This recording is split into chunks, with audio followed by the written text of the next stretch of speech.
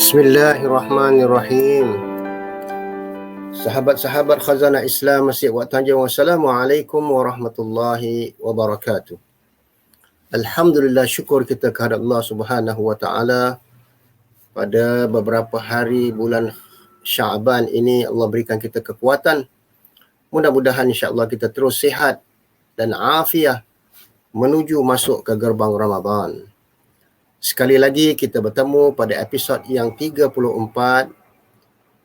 Kuliah Khazanah Islam dengan tajuk Puasa Sama namun pahala lain-lain. Apakah sebabnya? Marilah sama-sama kita mengikuti. Alhamdulillahirabbil alamin. Wassalatu wassalamu ala Rasulillah wa ala alihi wa ashabihi wa man tabi'ahum bi ihsani ila yaumiddin. Bismillahilladzi la yadurru ma'a ismihi syai'un fil ardi wala fis sama' wa huwas samiul alim. Allah Subhanahu wa taala berfirman, a'udzu billahi minasyaitonir rajim. Ya ayyuhalladzina amanu kutiba 'alaikumus shiyamu kama kutiba 'alal ladzina min qablikum la'allakum tattaqun. أياما معدودات فمن كان منكم مريضا أو على سفر فعدة من أيام أخر وعلى الذين يطيقونه فدية طعام مسكين فمن تطوع خيرا فهو خير له وأن تصوموا خير لكم إن كنتم تعلمون صدق الله العظيم. Yang bermaksud, wahai orang-orang yang beriman, telah diwajibkan atas kamu berpuasa sebagaimana yang diwajibkan atas orang sebelum kamu, supaya kamu bertakwa. Itulah di antara tujuan matlamat kita berpuasa, la'allakum tattaqun. Mudah-mudahan kamu menjadi orang yang bertakwa. Marilah sama-sama kita bersiap-siap kemas-kemas dan mengulang kaji pelajaran-pelajaran yang berkaitan dengan ibadah puasa agar kita masuk ke gerbang Ramadan, masuk ke madrasah Ramadan dengan penuh imanan wa ihtisaban, sebagaimana firman sabda Nabi sallallahu alaihi wasallam, qala man shama Ramadan imanan wa ihtisaban ghufira lahu ma taqaddama min dhanbi. Yang bermaksud, barang siapa yang berpuasa Ramadan dengan penuh keimanan, wahtisaban, dan mengharap-harapkan ganjaran Allah Subhanahu wa taala dan keampunan Allah dan keredaan Allah, nescaya akan diampunkan dosa-dosanya yang telah lalu. Sahabat-sahabat Khazanah Islam, bukanlah mudah. Dosa kita hendak diampunkan oleh Allah selama 11 bulan yang kita lakukan. Kita tenggelam dalam alam dunia, tenggelam dengan kemaksiatan, dosa, kealpaan dan sebagainya. Nah, inilah bulan rahmah, bulan maghfirah, bulan ittaqu minan nar, pembebasan daripada api neraka. Marilah terus kita bersiap beberapa hari ini untuk memasuki gerbang Ramadan imanan wa ihtisaban. Sahabat-sahabat Khazanah Islam, ketahuilah, di sana ada 3 golongan orang yang berpuasa menurut Syekh Imam Al-Ghazali Abu Hamid dalam kitabnya Ihya Ulumuddin. Yang pertama katanya adalah puasa awam, siyamul awam, puasa kebanyakan manusia. Puasa orang awam adalah tidak lain tidak bukan menahan diri daripada makan dan minum dan menjaga hawa nafsu, yakni tidak bersatu suami isteri. Tingkatan puasa ini menurut Al-Ghazali, Syekh Al-Ghazali, adalah tingkatan puasa yang paling rendah. Mengapa dan kenapa tadi? Kerana dalam puasa itu mereka hanyalah menahan makan minum dan tidak berhubung suami isteri, yakni bersatu.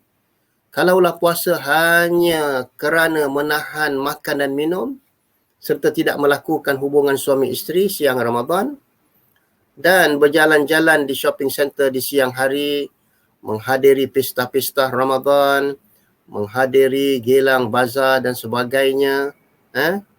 Lebih banyak masanya iktikaf di gelang bazar ataupun di bazar-bazar ataupun pusat-pusat membeli belah daripada iktikaf di rumah Allah.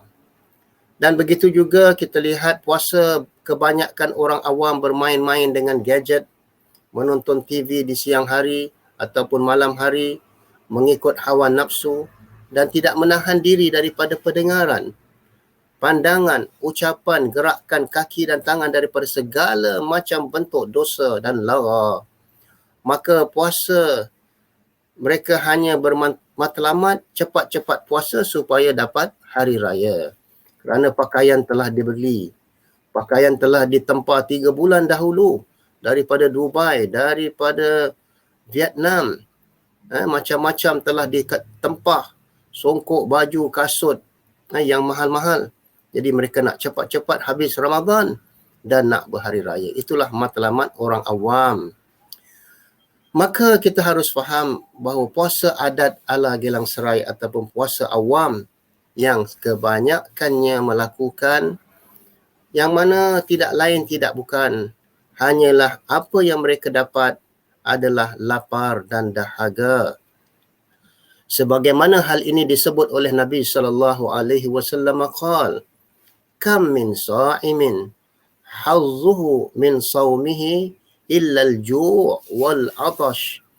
Betapa banyaknya orang yang berpuasa yang hanya didapati daripada ganjarannya hanyalah lapar dan dahaga.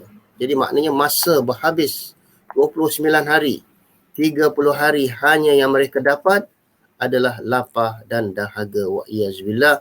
Semoga kita tak termasuk dalam golongan ini, ataupun sebagaimana pengalaman saya duduk berdekatan dengan Kampung Gelang.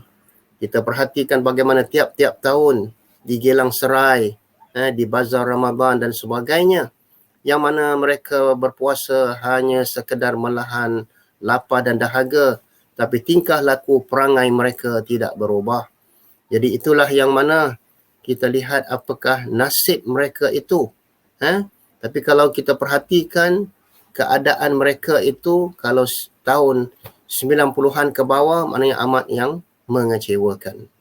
Tapi apabila 90 ke atas, maknanya sudah ada maksud saya tadi, apabila kita lihat tahun 90-an ke bawah, maknanya kebanyakan puasa mereka ni antara puasa awam dengan puasa para salihin. Namun setelah tahun 90-an, yang mana kita lihat 91 sampailah tahun 2005 ataupun sebagainya, yang mana keadaan mereka amat menyedihkan. Kalau kita lihat keadaan di Kampung Gelang Serai, bagaimana tingkah laku mereka di bazar-bazar ataupun sebagainya. Ada juga yang mana yang amat lagi menyedihkan di malam-malam Ramadan, di belakang Jucat Kompleks, botol-botol arak bergelimpangan, mereka lepak jatuh, minum, lepak sampai pagi tadi. Wa iyazbillah. Maka setelah itu keadaan ini sudah banyak perubahan kerana masyarakat Melayu kita sudah berpengetahuan dan ramai lagi sudah mengikuti kuliah-kuliah, kelas-kelas majlis agama dan sebagainya. Jadi pengetahuan mereka telah berubah dan sikap mereka telah berubah. Alhamdulillah.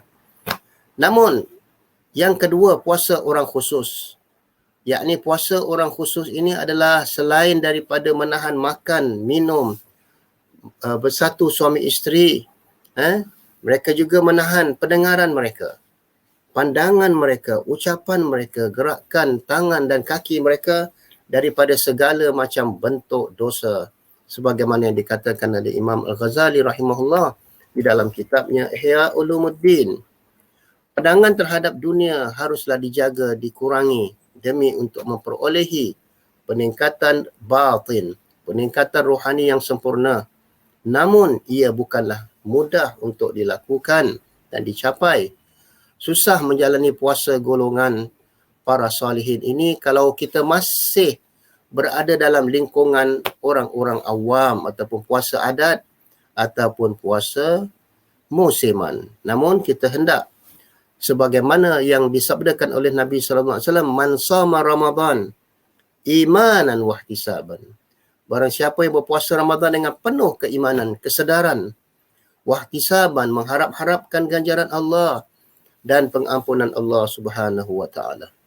Jadi terlalu banyak acara-acara tarikan dan dipertontonkan dan di program-program TV selama Ramadan, namun golongan salihin mereka tidak terpedaya dengan acara-acara tarikan-tarikan, konsert-konsert pada malam Ramadan atau malam hari raya yang kita lihat di daerah Gelang Serai ataupun sebagainya. Dan begitu juga petang harinya terdorong mereka melepak-lepak banyak masa habis, keramaian, bazar dan sebagainya. Maka ketahuilah bahawa syahrul Ramadan unzila fihi al-Quran.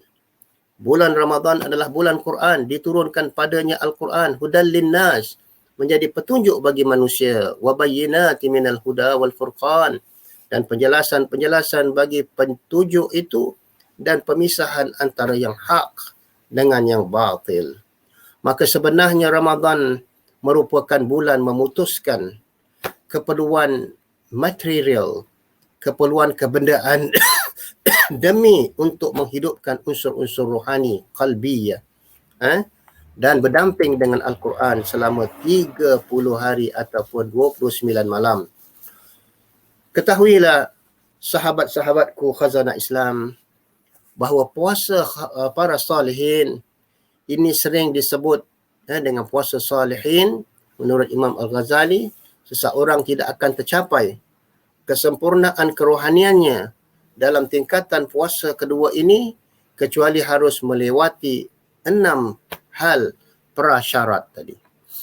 Yang pertama adalah menahan pandangan dari segala hal yang dicela dan dimakruhkan. Begitulah keadaan apabila di siang Ramadan kita masih berkeliaran, berjalan di pusat-pusat beli belah, di Gelang Serai, di TKC dan sebagainya. Mata kita sangat rambang. Apa pun kita lihat, kita hendak memilikinya walaupun kita tidak perlukan. Jadi ini amat dicela dan dimakruhkan. Yang kedua, menjaga lidah dari perkataan dan sia-sia, berdusta, mengumpat, hanya bermain handphone, WhatsApp, Instagram dan sebagainya, hanya berbual-bual kosong dan menceritakan hal-hal keadaan manusia. Jadi yang seharusnya kita berdiam diri, kita bertafakur, banyak berzikir kepada Allah, banyak berzikir dengan ayat-ayat Al-Quran dan ma'thurat, maknanya menghindarkan tarikan dunia. Yang ketiga, menjaga telinga kita dari pendengaran dengan mendengar lagu-lagu lagha yang tidak mendatangkan faedah, yang tidak mendekatkan diri kita kepada Allah, melainkan lagu-lagu nasyid nasihat. Yang keempat, mencegah anggota tubuh yang lain daripada perbuatan-perbuatan dosa. Sama ada tangan kita tidak menyakiti orang dan menzalimi orang, dan kaki kita tidak berjalan di tempat-tempat yang meleka dan melalaikan.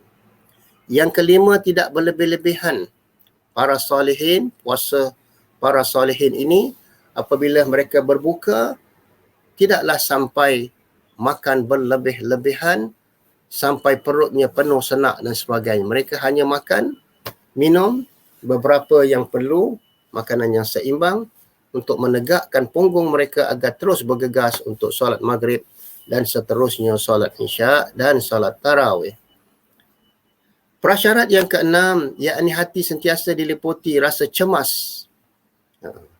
Jadi maknanya seharusnya syaratnya dalam kita berpuasa ni, hati kita sentiasa ada perasaan khauf wa raja, takut, cemas, bimbang. Adakah amalan kita selama 30 tahun, 40 tahun, 50 tahun kita berpuasa, Allah menerima amalan kita dan menerima dan memasukkan kita dari golongan para salihin, para siddiqin, para awliya as-salihin dan para nabiyyin. Kerana tidak diketahui apakah puasa ini kita ini diterima oleh Allah Subhanahu wa taala. Maka dari itu kita lihat syarat yang ke-7 tadi, ketika kita berbuka ataupun bersahur tidaklah sampai berlebih-lebihan perut senak. Sebagaimana nasihat Luqmanul Hakim kepada anak kesayangannya. Dia mengatakan, ya bunayya, idza imtala'atil ma'ida namatil fikra wa zalatil hikmah wa qa'adal abdan anil ibadah. Wahai anak kesayanganku, apabila perut kamu penuh sesak dengan makanan, akan lemahlah fikiran kamu untuk berfikir dengan secara waras dan cergas. Wazalatil hikmah, apabila perut terlalu kenyang, hilanglah fikiran kita daripada hikmah, berkata yang benar dan yang baik-baik. Waqa'adatil abdan anil ibadah, dan apabila perut sudah terlalu kenyang, badan pun lemah, jatuh rebah daripada melaksanakan ibadah. Lepas berbuka makanan yang begitu banyak, nak bangun solat maghrib pun berat.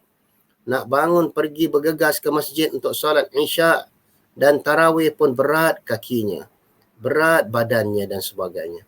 Wa iyaz billah min zalik. Itulah keadaan orang puasa awam. Tidak seperti sebagaimana puasa golongan para salihin. Mereka makan sekedarnya, yang secukupnya, dan makanan yang seimbang, yang menjadi ibadah, yang menguatkan tubuh badan mereka dan roh mereka untuk terus bergiat melaksanakan ibadah dan memberi penumpuan kepada Al-Quran. Nah, kita pergi kepada golongan yang ketiga, khawasul khawas. Puasa golongan khusus, orang yang khusus, yakni orang yang khusus adalah puasanya bukan hanya sekadar menahan lapar dan dahaga, hati mereka berpuasa, lidah mereka berpuasa, dan begitu juga telinga mereka berpuasa. Yakni mereka tidak mempunyai melainkan hanya kepentingan jangka masa pendek dan fikiran duniawi mereka, serta menahan segala hal yang dapat memalingkan dirinya daripada selain Allah Subhanahu wa taala. Memalingkan diri mereka daripada dunia dan daki-daki dunia. Puasa khusus al-khawas ini yang lebih khusus, yakni di samping hal-hal yang di atas, adalah puasa hati daripada segala keinginan yang hina dan segala fikiran duniawi, yang mana jangan sampai golongan ini tak terlintas fikiran mereka dengan kebendaan materialistik, ataupun mereka tak disibukkan dengan perhiasan-perhiasan dunia, nak buat persiapan baju, pakaian baru dan sebagainya untuk hari raya, atau untuk melengkapkan rumah-rumah mereka dengan segala langsir baru, kapet baru, sofa baru dan sebagainya. Tapi mereka membawa nafas baru, roh baru, hati baru, akhlak baru, tingkah laku yang baru, dan azam tahun baru tadi. Mereka mencegah memikirkan apa-apa selain daripada Allah, yang dikatakan saumul qalbi wal himam ad-dunyawiyah ataupun dunyati wal ifkar dunyawi dunyawiyati wa kaffahu amma siwallah bi'al kulliyati. Maknanya mereka ini dalam keadaan berpuasa itu, mereka berpuasa hati, qalbiyah, dikatakan qalbiyah. Dan begitu juga maknanya himam, menahan diri daripada perkara-perkara duniawi, dan begitu juga fikiran mereka, afkar. Mereka tidak memikirkan apa-apa sahaja melainkan hanya Allah Subhanahu wa ta'ala. Jadi menurut Imam Al-Ghazali rahimahullah, tingkatan puasa yang ketiga ini adalah tingkatan puasa para nabiyyin, para siddiqin, dan para muqarrabin, dan para awliya as-salihin. Di mana golongan khawasul khawas ini mulai mampu menahan panca inderanya, penggunaannya yang negatif daripada perkara-perkara sebagaimana puasa orang awam, puasa juga, menonton TV juga, YouTube, bermain dengan gadget-gadget, handphone dan sebagainya pagi, petang, siang dan malam. Mereka terus mengiktikafkan. Mereka dikatakan iktikaf ini maknanya mereka putuskan daripada hubungan dunia. Mereka mewakafkan diri mereka kepada Allah Subhanahu wa ta'ala selama sepanjang bulan Ramadan. Selama berpuasa memang masih boleh berbicara, melihat dan mendengar perkara-perkara yang baik dan berfaedah, serta memberi nasihat kepada ahli keluarga dan kaum kerabat dan masyarakat. Namun jika itu dilakukan untuk hal-hal buruk, sia-sia, lara, bagi golongan ini menganggap walaupun perkara itu makruh, tapi mereka sudah menganggap puasa mereka batal dengan melakukan perkara-perkara lara ataupun sia-sia. Sebagaimana puasa bicara dicontohkan oleh Zakaria alaihi salam. Dia berdoa kepada Allah, qala rabbi ja'alni ayah. Qala ayatuka alla tukalliman nasa thalatha layali sawiya. Zakaria berkata, ya Tuhanku, berilah aku satu tanda. Tuhan berfirman, tanda bagi kamu ialah bahawa kamu tidak boleh berbicara, bercakap-cakap dengan manusia selama 3 malam padahal kamu sihat. Surah Maryam ayat 10. Cubalah kita lihat puasa khawasul khawas, mereka tidak bercakap-cakap. Sedangkan puasa orang awam, makin puasa makin banyak bercakap, makin banyak bercerita, makin banyak gosip, menceritakan hal-hal orang, golongan artis, pelawak-pelawak dan sebagainya. Kalau merujuk kepada pula hidup khawasul khawas, yakni para nabiyyin, para siddiqin, mereka berbuka puasa hanyalah dengan beberapa teguk air putir dan beberapa biji kurma ataupun beberapa keping roti. Jadi pola sahur mereka dan berbuka puasa mereka itu memiliki batasan tertentu. Hanya jenis makanan yang tertentu yang boleh dimakan. Mereka tidak makan sebagaimana kita mewah, penuh meja kita ketika nak berbuka, macam-macam jenis makanan yang dihidang di hadapan mata kita tadi. Tapi mereka hanya khususkan beberapa makanan yang tertentu. Jadi puasa khawas adalah puasa yang mengikat perut, lidah, mata dan telinga mereka, dan kemudian memberi penumpuan fikiran hati hanyalah kepada Allah. Puasa ini dilakukan oleh para nabiyyin, para ahli sufi ataupun awliya salihin, awliya zikir ataupun ahli zikir, oleh siapapun yang menempatkan kesempurnaan hanya berfikir dan zikir kepada Allah Subhanahu wa taala. Puasa khawasul khawas itu sebuah perhambaan yang tertinggi, seluruh dimensi zahir dan batin untuk semata-mata hanya kembali kepada Allah Subhanahu wa taala dan mewakafkan diri mereka kepada Allah.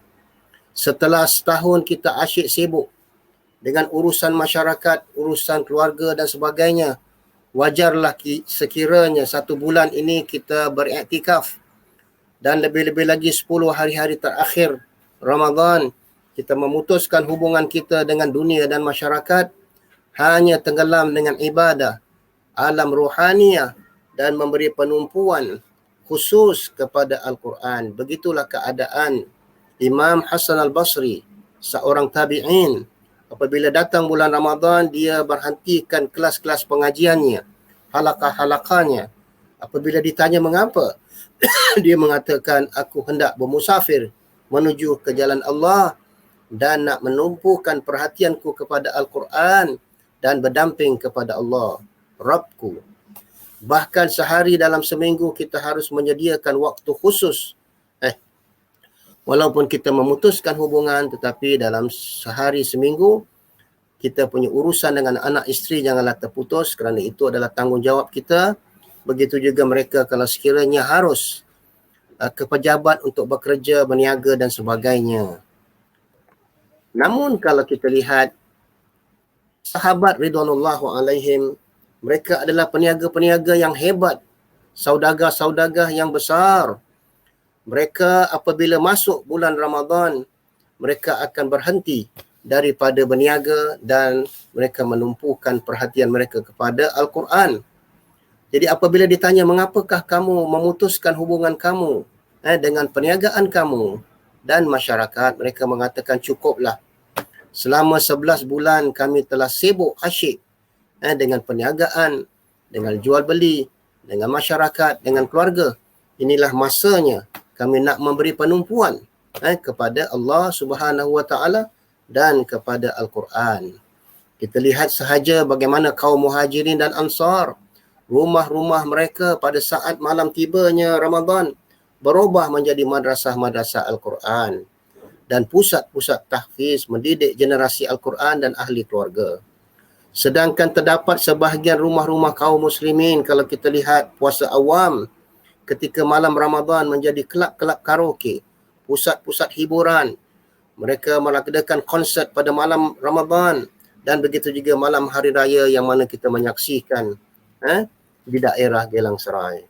Jadi suasana rindu untuk beribadah begitu ketara sekali. Suasana rumah kita bertukar menjadi madrasah Al-Quran. Ahli keluarga kita menjadi ahlu Quran. Berlomba-lomba membaca dan bertadarus Al-Quran. Ahli keluarga menyemak, bertadarus sambil menyemak dengan khusyuk seraya menangis dan merenungi ayat-ayat dan tadabbur. Sebagaimana sabda Nabi SAW, As-siyam wal Quran yashfa'ani li'abdi yawmal qiyamah. Bahawa puasa dan Al-Quran memberi syafa'ah kepada seorang hamba pada hari kiamat. Jadi siapakah lagi yang boleh memberi kita syafa'ah daripada fitnah kubur, azab kubur dan azab hari kiamat? Tidak lain tidak bukan hanyalah amal ibadah kita, yakni siam, puasa kita dan Al-Quran. Ketika kehilangan solat malam ataupun qiyamul lail ataupun tarawih, hati kita semakin mengeras, wa'iyazbillah. Air mata kita mengering, iman kita mula lemah. Maka marilah kita ihya Ramadan, menghidupkan malam-malam Ramadan sebagaimana sabda Nabi SAW qala, man qama Ramadan imanan wa ihtisaban ghufira lahu ma taqaddama min dhanbi. Barang siapa yang meramaikan Ramadan dengan berpuasa di siang hari dan tilawah Quran, qiyam, munajat malam-malam Ramadan, imanan, kerana iman dan mengharapkan keredaan Allah dan pengampunannya, nescaya akan diampunkan dosa-dosanya yang telah lalu. Ayo, marilah kita bergegas pertingkatkan ibadah puasa kita. Mudah-mudahan kita sampai kepada darajat golongan para salihin. Jika diizinkan Allah, sampailah kepada tingkatan puasa golongan khawasul khawas, illa biiznillah, kecuali dengan izin Allah. Maka apakah bentuk jihad pada bulan Ramadan kita bersama ahli keluarga? Maknanya membaca Al-Quran diikuti dengan tadabbur. Ajak ahli keluarga menumpukan perhatian beberapa hari. Bagaimana pada contohnya pada selepas salat subuh kita baca mungkin 15 muka surat, 20 muka surat. Waktu zuhur lagi 15 muka surat, asar lagi 15 muka surat, ataupun kalau tak mampu 10. Dan lepas maghrib mungkin 5 muka surat, dan lepas isyak 5 muka surat. Jadi sekurang-kurangnya 35 muka surat ataupun 32 untuk sampai kepada 1 juzuk. Dan kita berazam untuk bangun malam pada malam-malam terakhir ataupun asyara awakhir, malam-malam terakhir Ramadan. Berazam bersama ahli keluarga untuk beriktikaf di masjid jika diizinkan. Berjihad untuk menggerakkan dan membangunkan ahli keluarga dan bermunajat kepada Allah pada sahur dan memperbanyakkan istighfar. Jadi itulah kita mengetahui bahawa rumah umat Islam adalah amanah, tanggungjawab dan dipimpin dengan pemimpin yang beriman. Ia memerlukan pimpinan yang penuh kesedaran dan pertanggungjawaban yang jujur, memimpin dan membimbing ahli keluarganya pada bulan Ramadan. Ihya Ramadan, menghidup-hidupkan malam-malam Ramadan bersama ahli keluarga. Sebagaimana firman Allah dalam surah Maryam, wa kana ya'muru ahlahu bis-salah, dan adalah mereka itu menyuruh ahli keluarganya mendirikan salat pagi, petang, siang dan malam. Lebih-lebih lagi pada malam-malam Ramadan. Dan yang paling diperlukan rumah Muslim adalah seorang ayah yang soleh, ibu yang murabbiyah, yang beriman. Yang keduanya terus berupaya mendidik ahli keluarganya, yang mana mereka menggerakkan mereka pada setiap malam untuk sama-sama bangun sahur Kerana itulah anjuran Nabi SAW, fatasahharu fa inna fis sahuri barakah. Bersahurlah kerana sesungguhnya pada sahur itu ada barakat. Kita tidak mengetahui. Yang pertama, sama ada masa 1/2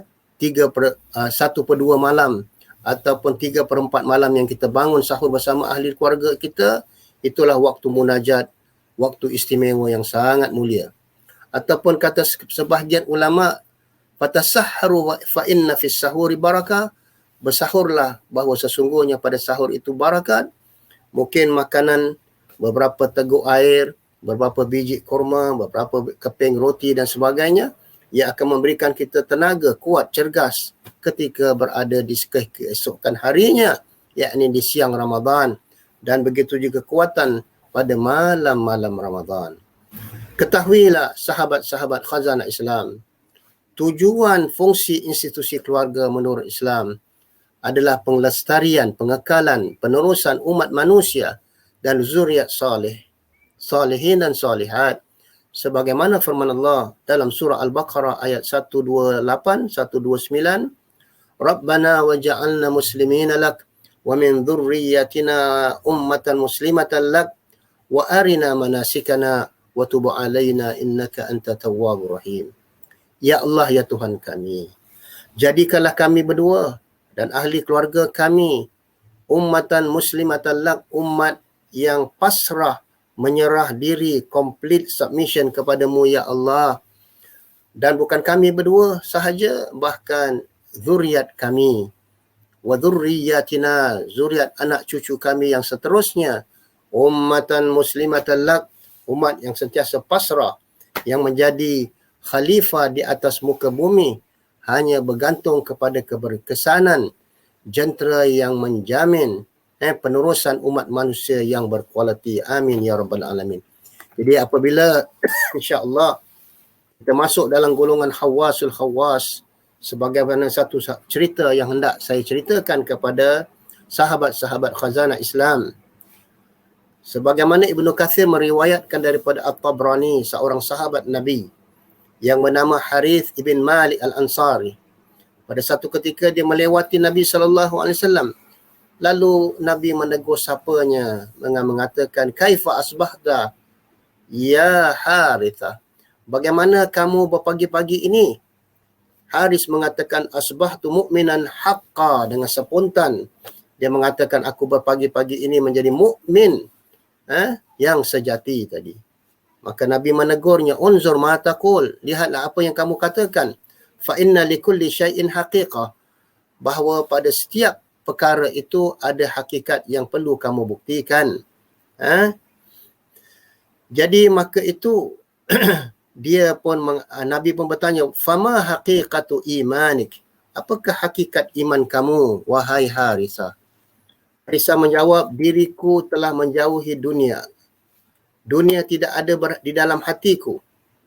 Aku banyak berjaga malam untuk beribadah. Pada siang harinya aku haus, lapar, berpuasa. Inilah puasa khawasul khawas.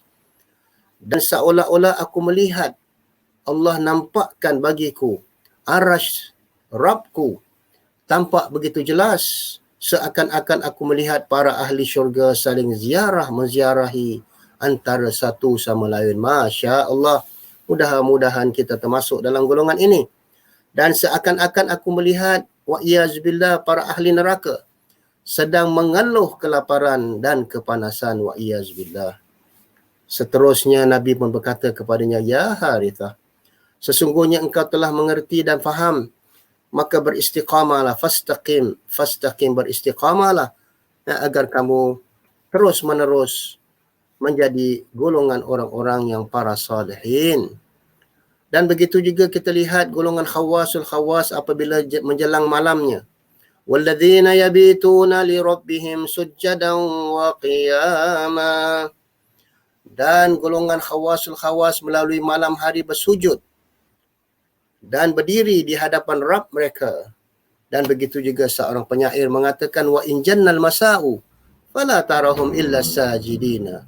Apabila malam harinya menjelang, kamu tidak akan melihat mereka melainkan dalam keadaan sujud, rukuk, digenangi oleh air mata, takutkan Allah Subhanahu wa taala, air mata mereka bak hujan yang lebat. Maka marilah sama-sama kita berazam pada Ramadan tahun ini insya-Allah menyahut seruan Allah dalam surah Al-Muzammil, ya ayyuhal muzammil qumil laila illa qalila nisfahu aw inqus minhu qalila aw zid alaihi wa rattilil qur'ana tartila. Wahai orang yang berselubung, wahai orang yang berselimut, bangunlah daripada malam melainkan sedikit sahaja, sama ada 1/2 malam ataupun 3/4 malam, au zida alaihi, ataupun kamu tambahkan lagi dalam masa yang sama, warattilil qur'ana tartila.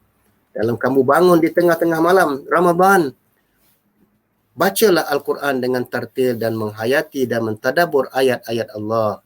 Mudah-mudahan ini boleh dapat memberi penawar kepada rohani kita dan jasad kita, dan begitu juga hati kita, sebagaimana firman Allah dalam surah Al-Isra ayat 82, wa nunazzilu minal Qur'an ma huwa syifaa'un wa rahmatun lil mu'minin. Dan kami turunkan daripada Al-Quran itu menjadi penawar daripada apa-apa penyakit. Syifaa'un, ma huwa syifaa'un, dan rahmat, obat bagi kerohanian kita, roh kita dan hati kita. Marilah kita mengakhiri beberapa hari di dalam bulan Sya'ban ini dengan bermunajat kepada Allah agar Allah memberikan kita kekuatan, kesihatan, agar kita masuk bulan Ramadan, masuk gerbang Ramadan dengan penuh imanan wa ihtisaban. Ya Allah, ya Tuhan kami, ya Tuhan, ya Tawwab, innaka afuwun tuhibbul afwa fa'fu anna.